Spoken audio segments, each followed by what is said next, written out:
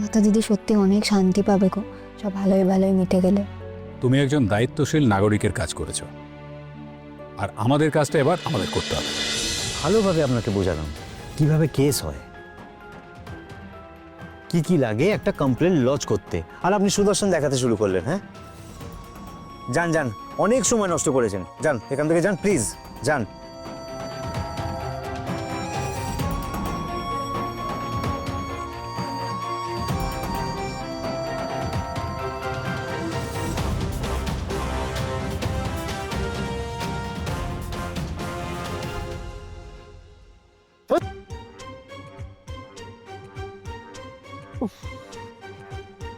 কতক্ষণ যে এখানে লাজবন্তির জন্য ওয়েট করতে হবে কে জানে।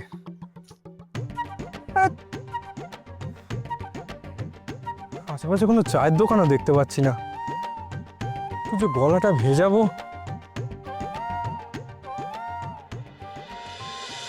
এই তো কিরে, মুখটা তোর বাংলার পাঁচের মতো হয়েছে কেন? কাজ হলো না? আরে লোকটা কিম্বুজ একটা, আমার একটাও কথা শুনলো না। মানে উনি কানে কালা নাকি? আরে কালা কেন হবে? আমি যতই তাকে বলছি একজন ব্ল্যাকমেল করছে, আমাকে বলছে যাকে ব্ল্যাকমেল করছে তাকে নিয়ে এসো। আমি কি করে বলবো বোন? বনো মানে এর মধ্যে আবার বন জঙ্গল কোথা থেকে এলো? আরে না মানে যাকে ব্ল্যাকমেল করছে আমি কি করে তাকে নিয়ে আসি এখন? তার বদলে নাকি আমি কমপ্লেন করলে হবে না? এটা না ঠিকই বলেছে বুঝলি, মানে তুই কে, তোর কথা শুনে কেন কমপ্লেন নেবে? এটা কেমন কথা হলো? ধর আমি তোকে রাস্তায় দেখলাম তুই কাউকে মারছিস, আমি এসে পুলিশের কাছে নালিশ করতে পারবো না? দাঁড়া,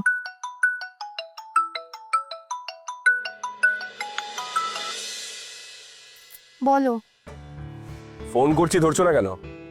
তোমার ক্লাস তো শেষ হয়ে গেছে। হয়েছে, একটা কাজ ছিল তাই ধরতে পারিনি। কি কাজ? লোকটাকে কিছু বলা যাবে না, ও আমাকে বলে দিয়েছে বনলতা দিদির ব্যাপারে আর না থাকতে। এখন থানায় এসেছি, শুনলেই ধমকাবে। কি হলো? ভাবতে হচ্ছে কি কাজ? ভাববো কেন, আমার নিজের কাজ, কলেজের কাজ। আচ্ছা দাঁড়াও, আমি আমি তোমাকে একটু পরে ফোন করছি, এখন রাখছি। রাজু,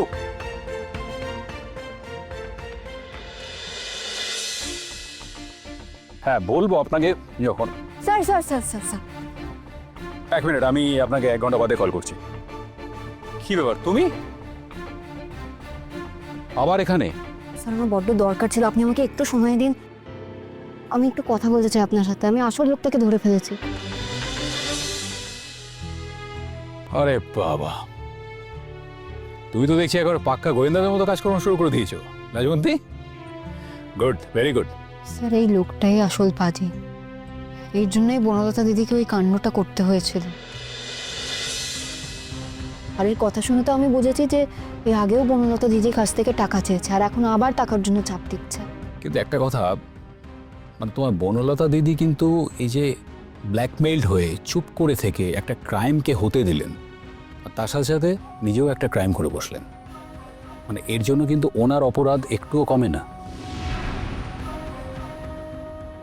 দেখো, আমরা যখন এই ধরনের সিচুয়েশন ফেস করি না, আমাদের সামনে দুটো রাস্তা খোলা থাকে। ফার্স্ট, যে ভয় দেখাচ্ছে, ভয় পেয়ে তার কাছে সারেন্ডার করা। আর সেকেন্ড হলো ভয়ের মূলটাকে আঘাত করা। উনি তো তোমার সাথে বা নিজের হাজবেন্ডের সাথে এই সবটা নিয়ে আলোচনা করতে পারতেন। এগুলো যদি উনি না চাইতেন, একজন উচ্চশিক্ষিত মহিলা, তিনি তো পুলিশের কাছে আসতে পারতেন। কিন্তু এর কোনোটাই কিন্তু উনি করলেন না, উল্টে এই ক্রাইমটাকে মদত দিতে দিতে নিজেও একটা ক্রাইম করে বসলেন। এটা কোনোভাবেই মাফ করা যায় না। আমি মানছি গো স্যার, বনলতা দিদি ভুল করেছে। স্যার তুমি একটা নতুন বিয়ে করা আসামের অবস্থাটা বুঝতে পারছো না? যাকে স্যার আমার একটাই চাওয়া, তোমরা যাই করো না কেন বনলতা দিদির নামটা যেন কিছুর মধ্যে না আসে। ওর নাম যেন কেউ ওই ময়ূকের নামের সঙ্গে যুক্তে না পারে।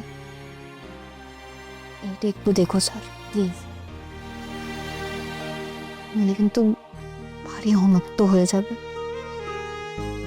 বেচারি বনলতা দিদি এমনিই ভেঙে পড়েছে। এই ঘটনাটা সামনে এলেও ও কি করবে সেটা ঠিক নেই। সেটা তো বুঝতেই পারছি। ঠিক আছে লাজবন্তী, ডোন্ট ওয়ারি, ওনার নাম সামনে আসবে না, সেটা আমি দেখব। স্যার, আগেও তুমি আমাদের কথা দিয়েছিলে বনলতা দিদি যেই গয়নাগুলো চুরি করেছে সেটা তুমি কাউকে বলবে না, কিন্তু তুমি ওর বরকে বলে দিয়েছিলে। এবারটা একটু দেখো স্যার। দেখো, সেক্ষেত্রে না আমার কাছে কোনো অপশন ছিল না, মানে না বলে আমার কোনো উপায় ছিল না, কারণ অনুভব চ্যাটার্জি ব্যাপারটাকে এমনভাবে পার্সিউ করছিলেন, মানে আমার কাছে ওকে সত্যিটা না বলা ছাড়া অন্য কোনো অপশন ছিল না। তাছাড়া উনি একটা কথা আমাকে ঠিকই রিমাইন্ড করেছিলেন, তুমি শুধু তোমার বনলতা দিদির দিক থেকেই ব্যাপারটা ভেবেছিলে, কিন্তু ওর হাজব্যান্ডের দিকটাও কিন্তু তোমার ভেবে দেখা উচিত ছিল। সে সব কিছু জেনে শুনে তার বউকে অ্যাকসেপ্ট করেছে, ফাইন, কিন্তু না জেনে থাকলে সেটা তো তার সঙ্গে অন্যায় করা হতো, তাই না? কিন্তু এই ক্ষেত্রে ব্যাপারটা আলাদা রাজবন্তী। এই জায়গায় ও ভিকটিম, আর ভিকটিমের আইডেন্টিটি সিক্রেট রাখাটা আমাদের দায়বদ্ধতা। এনিওয়ে রাজবন্তী, আমাদের একটা ফুল প্রুফ প্ল্যান করতে হবে লোকটাকে ধরার জন্য। তুমি কি বলছিলে জানো, পরশু তোমার সঙ্গে লোকটা দেখা হলো, তাই তো? হ্যাঁ, দুপুরবেলায়। বেশ, ওই দিনই ওর খেল খতম করতে হবে। তবে রাজবন্তী, আমাদের কিন্তু তোমার সাহায্যের দরকার হবে। তুমি কি পারবে আমাদের হেল্প করতে? হ্যাঁ স্যার, আমি সব পারবো, তুমি যাই বলবে আমি করব। শুধু এই লোকটাকে ধরে খুব করে শাস্তি দাও। অসভ্য বাজে লোক একটা। দেব। অনেক অনেক ধন্যবাদ স্যার। বাইরে ওই স্যারটার সঙ্গে কথা বলে আমি একটু ভেঙে পড়েছিলাম, ভাবলাম সব চেষ্টাই বিফলে গেল, কিন্তু তোমার সাথে দেখা হলো আর তুমি আমার কথা বিশ্বাস করলে। এবার মনে হচ্ছে লোকটাকে সাহায্য করা যাবে। মমতা দিদি সত্যি অনেক শান্তি পাবে গো, সব ভালোই ভালোই মিটে গেলে। তুমি একজন দায়িত্বশীল নাগরিকের কাজ করেছো, আর আমাদের কাজটা এবার আমাদের করতে হবে। ঠিক আছে, তুমি একটু বসো, আমি আমার টিমকে ব্যাপারটা জানাই। হ্যাঁ, সেকেন্ড অফিসার আর আজিজুলকে আমার কাছে একটু পাঠান তো। ওই লোকটাকে এসব কথা কিচ্ছুই বলবো না, বনলতা দিদিও জানবে না। ওর জীবনের শনিটাকে আমি জেলে ঢুকিয়ে দেবো। কিন্তু লোকটা বেজায় রেগে আছে নির্ঘাত আমার উপর। ফোন ধরিনি, আবার কেটেও দিলুম। ফিরলে অনেক ঝামেলা যাবে রে আজ লাজু। কিন্তু লোকটা ওইভাবে রাগি রাগি গলায় কেন ফোন করছিল? কি হয়েছে?